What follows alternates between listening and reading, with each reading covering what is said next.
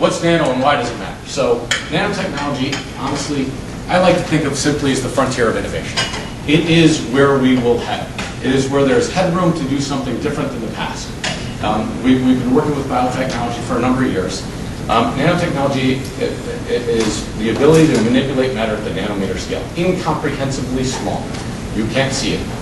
For the chemist in the room, Avogadro's number, 6.02 times 10 to the 23rd molecules, right? We're talking about manipulating individual atoms and molecules. These are on nanometer length scales. You can't see them, you can't hear them. It's almost incomprehensible. When you do that, it turns out that the properties of materials are not fixed. We think of gold as gold, but 4 nanometer gold nanoparticles, 5 nanometer, 6 nanometer, actually have different optical properties. The properties of matter are not intrinsic to the element on the periodic scale. It turns out they're affected by the size and collective proximity effects in science stuff. What that means, though, is that we don't have to take materials as design constraints in the way that we have, right? We now have a new degree of freedom to basically make materials do not what we thought they did, but what we want them to do. And that means we can start designing systems differently. We can create new products. We can take advantage of that. Some examples of what we're doing, companies are doing.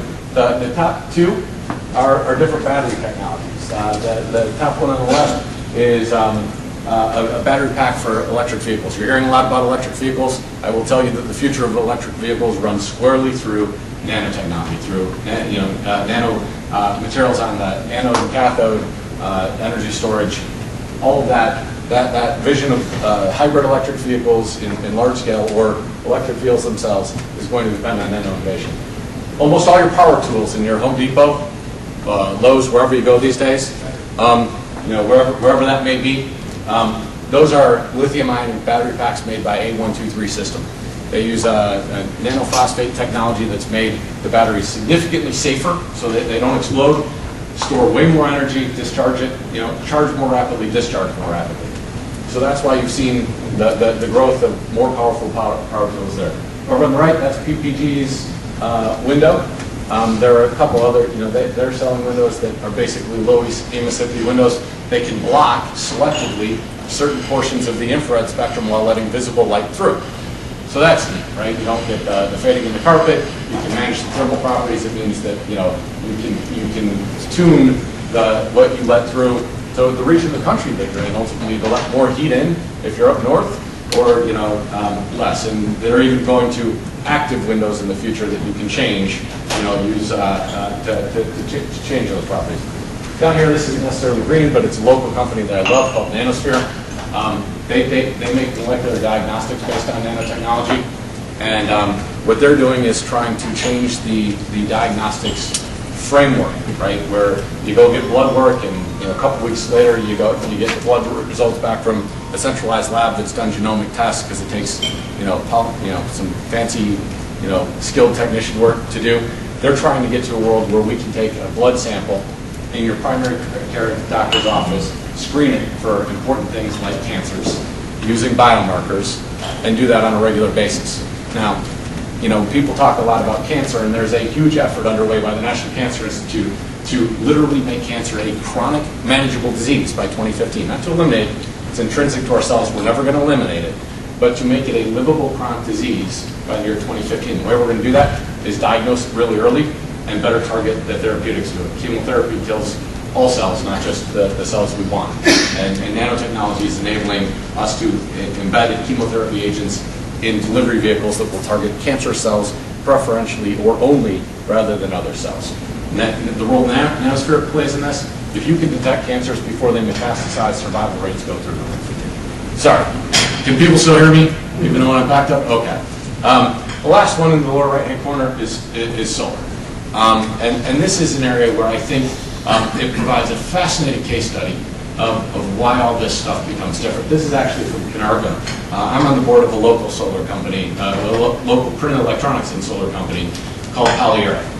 What Polyera does is they make inks out of conductive polymers that can be printed.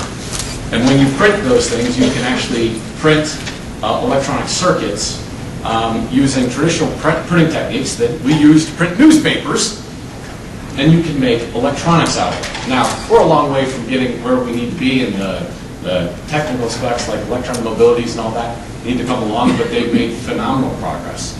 And so you can think, again, this little innovation ecosystem in Chicago, we've had great printing capabilities, great printers, and all that wonderful kind of stuff. How about if we partner them up with technology developers like Polyera, who are developing the inks that enable things, rather than printing newspaper, printing active electronics. On the solar side,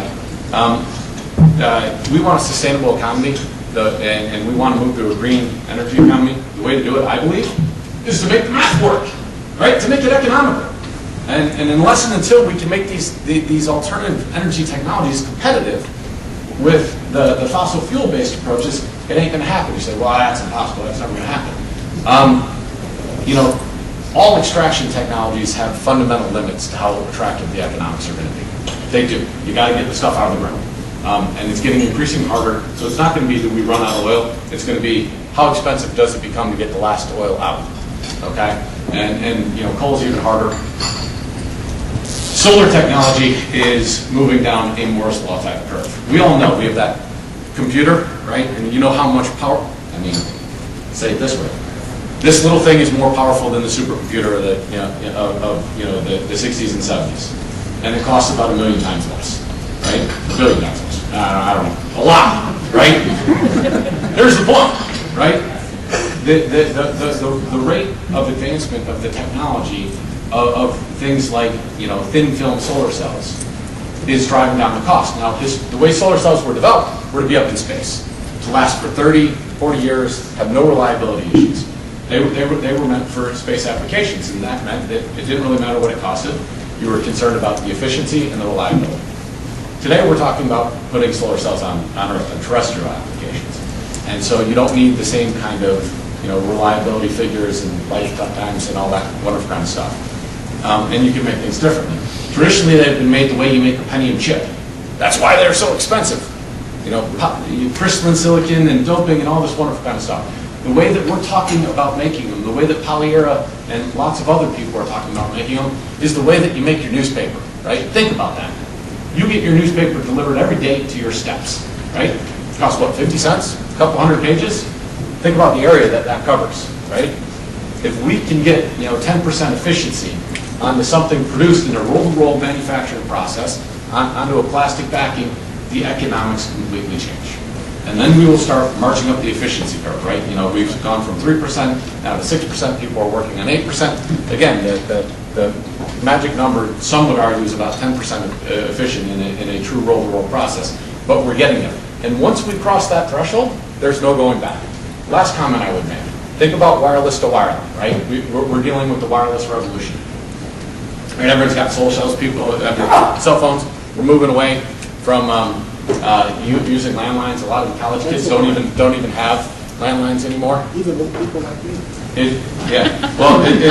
It's disruptive. The beautiful thing for the world is it means economies that don't have electrical infrastructure the way that we do, all the power transmission, can develop. But even for us, the reason the whole hydrogen economy never came about was a classic chicken and egg problem. It's an infrastructure problem. You need to get the hydrogen from somewhere, you need to store it, you need to deliver it. It's a hard problem, okay? With solar energy and with these battery technologies, the sun is our delivery vehicle. It delivers the energy to wherever you choose to generate it. And then you have these batteries, these nano-enabled batteries that will store it efficiently, right? So we are moving to a world where we really can change the way all this works. Now, is it going to happen tomorrow? Absolutely not. Is it going to take 10 or 20 years to see this change happen? Yes. And that's why I started with where I started, right? Because we simply, if we are going to make things happen, need to be able to think with over those timescales to the next generation. And thank you for listening. That's what I have to say for now.